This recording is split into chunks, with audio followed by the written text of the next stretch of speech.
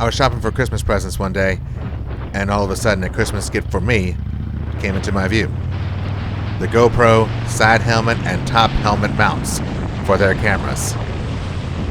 Well, needless to say, I had to get it. What you're witnessing now is the camera angle from on top of the helmet. In case you haven't noticed, yes, the helmet is a little bit off to the left. It is not entirely center. That is because the top of my helmet is not a picture-perfect sphere. There is an apex like a mountaintop at the very tip top of my helmet. And since the adhesive for the mounts would not work like that, I had to put it off to the left. Therefore, I could put my side mount off on the right side of my chin. You will see that in another ride. And I must say, I'm really impressed by the wide angle that this camera catches, even from on top of my helmet. Not to mention it's not at the very top of the helmet, it's kind of towards the back of the top. Because, as you saw on my helmet, the front mask of my helmet is completely liftable, so I can talk to anybody at any time with my helmet up like that. So I had to make sure that the camera mount was clear of that. The mounts are attached to the helmet thanks to a 3M epoxy sticker. The instructions say allow 24 hours for the sticker to completely fuse to the helmet. But also before you do that, make sure you clean your helmet area, especially where you are going to mount it.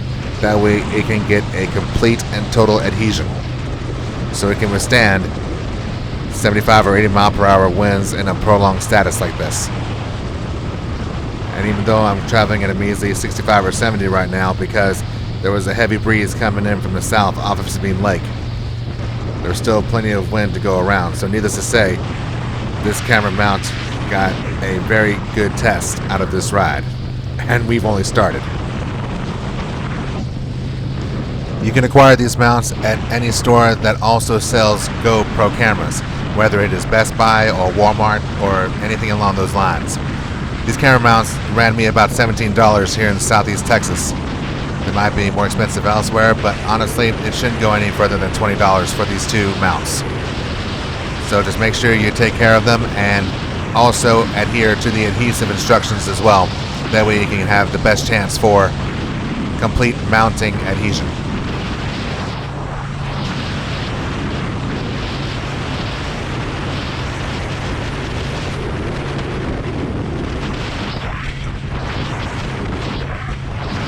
I am going to make it a note that the next time I ride, I will make sure there is a piece of duct tape over the microphone hole for the camera. That way this bad sound does not continue, and hopefully you can hear better sound of the engine as we ride.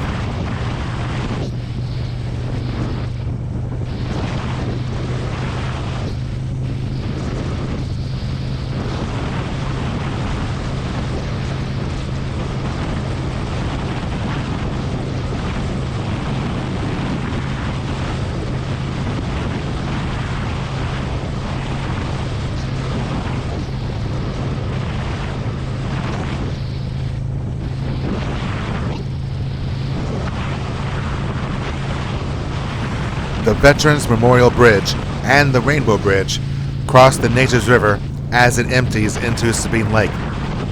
Speaking of Sabine Lake, the Texas State Historical Association has this on Sabine Lake.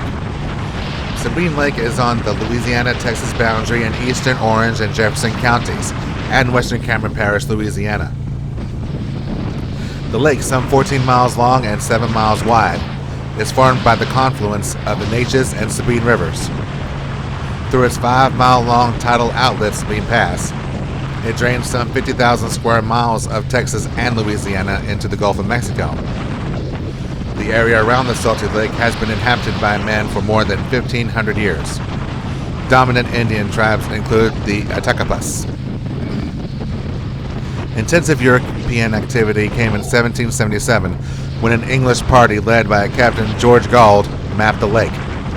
A Spanish expedition under Antonio Gil Ibarro followed shortly thereafter, and Jose Antonio de Ivia charted the Sabine Lake area in 1785.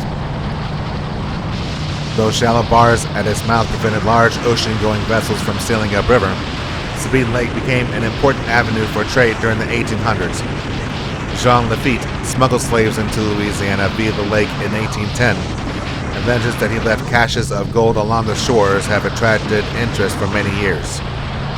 During the late 1830s, the lake again became a notorious avenue for contraband, predominantly slaves. Large numbers of cotton steamers also plied its waters in the antebellum period, and lumbermen rafted logs down the lake both before and after the Civil War. Some of the lake has been channeled as part of the Sabine, Neches waterway and Sabine Pass ship channel system. By the 1940s, the Exxon Company, the Shell Company, and Gulf Oil companies had leased the Louisiana half of Sabine Lake for oil exploration. As we enter Bridge City, the Texas State Historical Association also has a lot of information about the Neches River. The Neches River rises just east of Colfax in eastern Van Zandt County and flows southeast for 416 miles to its mouth on Sabine Lake on the northwestern edge of Port Arthur. Except for a few miles near its head, the Neches for its entire length serves as a boundary system, forming the county lines between Van Zandt and Smith, Smith and Henderson, Henderson and Cherokee, Cherokee and Henderson, Cherokee and Houston, Houston and Angelina, Angelina and Trinity, Angelina and Polk, Angelina and Tyler, Tyler and Jasper, Jasper and Hardin, Hardin and Orange, and Warren and Jefferson counties. Two major reservoirs are located on the Neches, Lake Palestine just north of Cooney, and Lake B.A. Steinhagen near Town Bluff. A small reservoir, Ryan Lake, is located above Lake Palestine. The Neches has a drainage area estimated at 10,011 square miles. Abundant rainfall in the basin results in the flow of some 6 million acre-feet per year. Major tributaries include the Angelina River, which drains 1/3 of the basin area, Bayou La Nana, Aish Bayou, Pine Island Bayou, Village Creek, Kickapoo Creek, and Flat Creek. In 1980, the population of the Neches River Basin was reported at 506,300. Tyler is the largest city in the basin. Other cities include Beaumont, Lufkin, and Nacogdoches. In its upper reaches, the river traverses rolling terrain surfaced by deep, sandy loams, loamy sands, and sand. Loblolly, longleaf, and shortleaf pine, post, southern, red, and white oak, and flowering dogwoods grow through the region. Cottonwood, hackberry, pecan, black gum, and blackjack oak are scattered throughout the area. A variety of native grasses is also found, including little and big bluestem, Indian grass, switchgrass, and Virginia wild rye. In its lower reaches, the Neches flows through generally flat terrain with a substrate composed of sand, gravel, and mud. Vegetation in this region consists largely of water-tolerant hardwoods, conifers, and grasses. High rainfall rates produce frequent flooding of low-lying areas, and large floods occur on the average of every 5 years. Floods in the basin are often of long duration. The Neches River Basin has long been the site of human habitation. Archaeological excavations have discovered evidence of all stages of southeastern Indian development, beginning with the 12,000-year-old Clovis culture. Indian development reaches its peak after the arrival of the Caddos about AD 780. The early Caddoan period, lasting until about 1260, saw the development of Mound Prairie in Cherokee County, the southwesternmost example of the Mississippian mound building culture. In the late Caddo period, Mound Prairie was abandoned, but numerous sites show a continuing Caddoan presence in the area until the beginning of the historical era. When the first Europeans entered the area in the 16th century, they found various tribes of Hasinai Indians of the Caddo Confederacy living along the upper reaches of the stream, which they called Snow River or River of Snows. The river is supposed to have been given its present name by Spanish explorer Alonso de Leon. who led several expeditions to the region in the late 1680s. De Leon dubbed the river Neches after the Neches Indians, one of the southern Caddoan tribes he encountered. On his fifth and final expedition in 1690, De Leon was accompanied by Quitterian missionary Fray Damian Massanet, who founded the first mission in Texas, San Francisco de los Tejas. The same year, another Quitterian, Fray Predicador Francisco Casanas de Jesus Maria, founded the mission of Santísimo Nombre de Maria on the banks of the Neches, which he knew as El Arcángel San Miguel. In 1691, Domingo Terán de los Rios, while exploring the region, reported that the Neches was a small stream, difficult if not impossible to navigate. In 1721, while exploring the region, an expeditionary force led by the Marqués de Aguayo found the river so swollen by rains that they were forced to halt their progress while a bridge 32 varas long and 4 varas wide was constructed, among the earliest bridges built in Texas. Rio de Nievas, or River of Snow, was noted by the civilian historian Francisco López de Gamarra in his Historia General de las Indias, though the river he described was evidently not the Neches. Other Spanish maps from the early years of the 18th century called the river Rio Mexicano, Rio de los Tejas, or Rio de Arcángel San Miguel.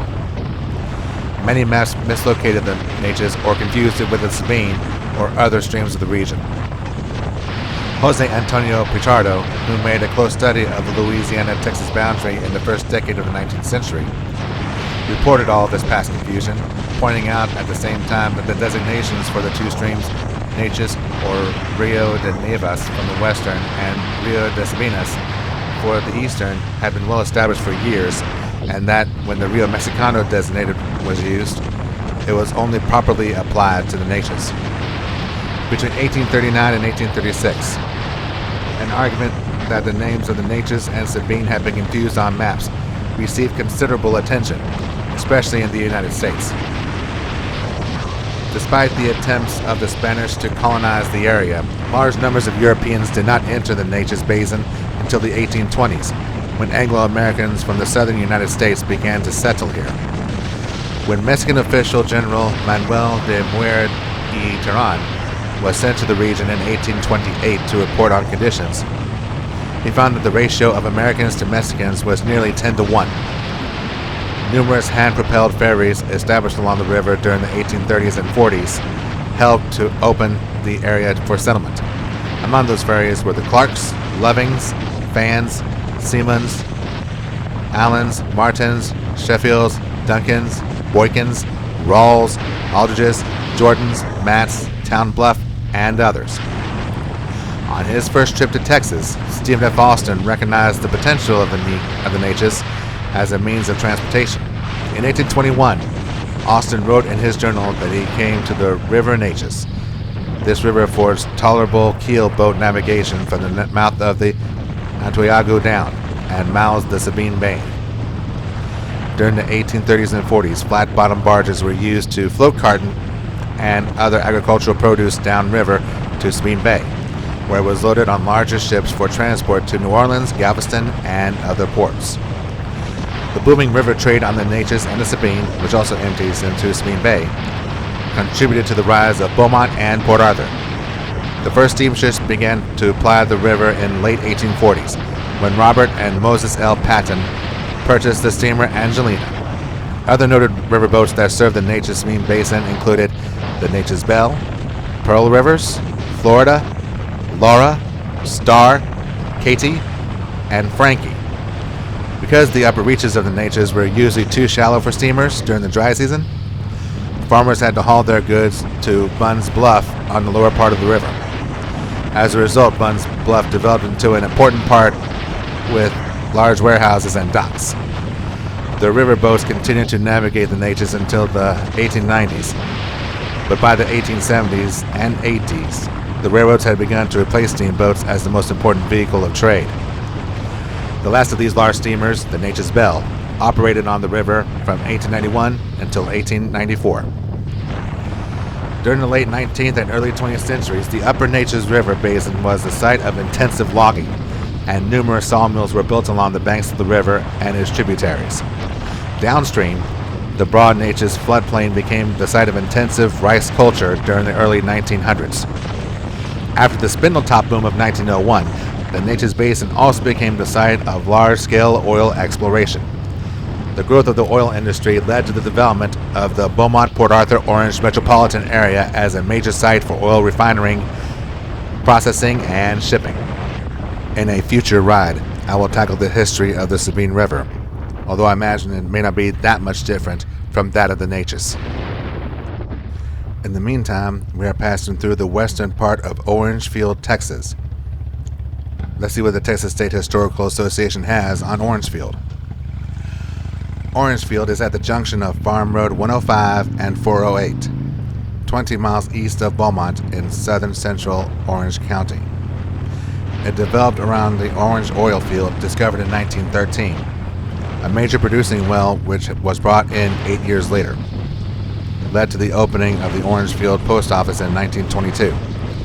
The population level, reflecting the fluctuations common to oil boom towns, was estimated at 1,000 during the mid-1930s, fell to 500 by the early 1950s, but recovered to 681 by the early 1970s. Orangefield and the nearby oil fields were for a time plagued by flooding from Cow Bayou, which runs through the community. In 1963, Congress agreed to channel the first 7.7 miles of the watercourse. Included in the package was a provision for a turning basin in Orangefield. However, only the first 7 had been completed in 1967, and the existing work was deemed able to handle the foreseeable needs for navigation and flood control. During the mid-1980s, the number of residents at Orangefield was estimated at 725, and the town reported 11 rated businesses. Through 2000, the population was still estimated at 725.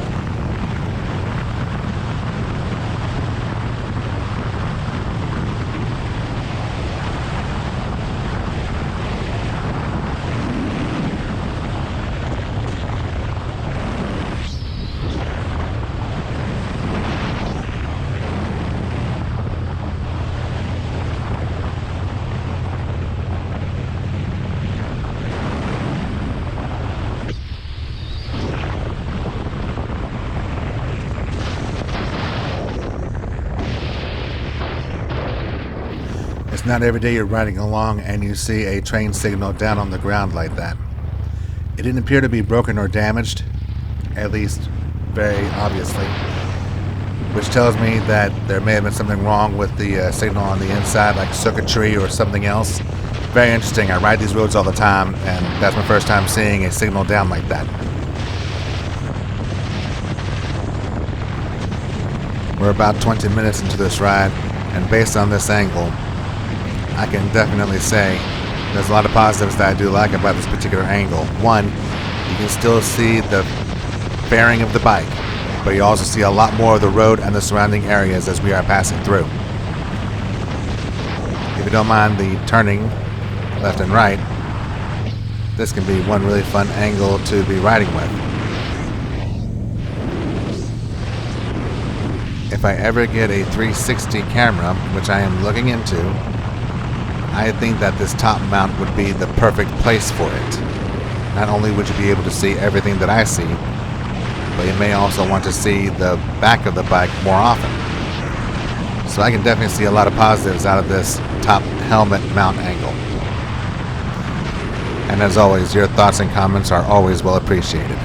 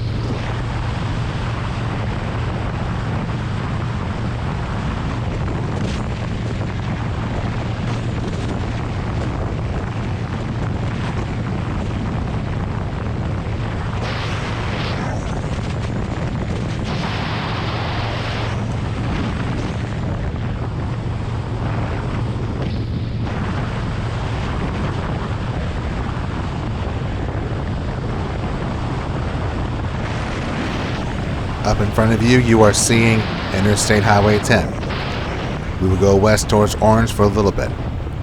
But as always ride with safety.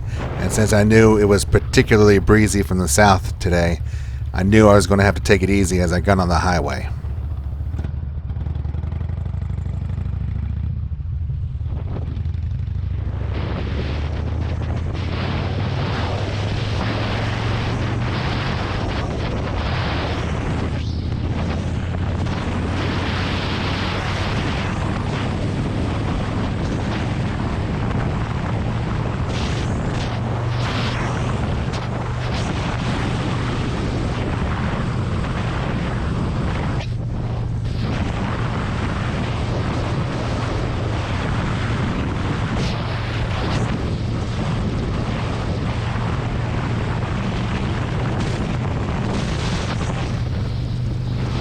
For the record, this ride was taken on an early Sunday morning.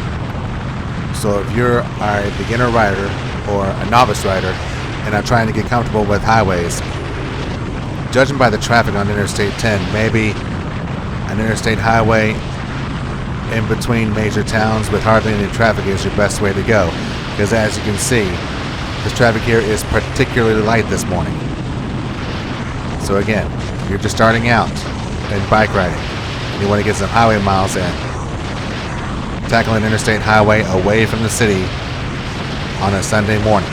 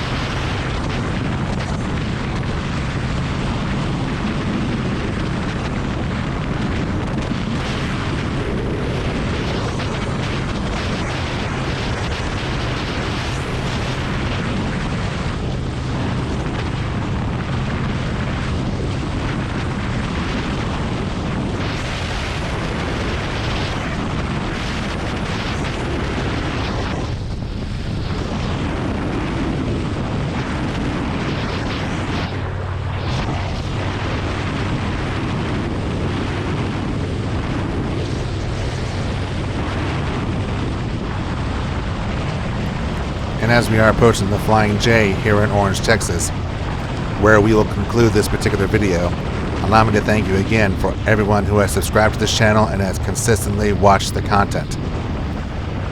There's diverse content for a lot of people who have different tastes in videos, not just motorcycles, but music and travel and flights. It's all here on SFAPowerhouse. Thank you for enjoying the ride. I hope you have enjoyed the ride, and I hope you enjoyed this brand new ride angle, which I think I will be utilizing a lot more often. Hope you enjoyed the ride. Y'all take care, God bless, and enjoy the ride.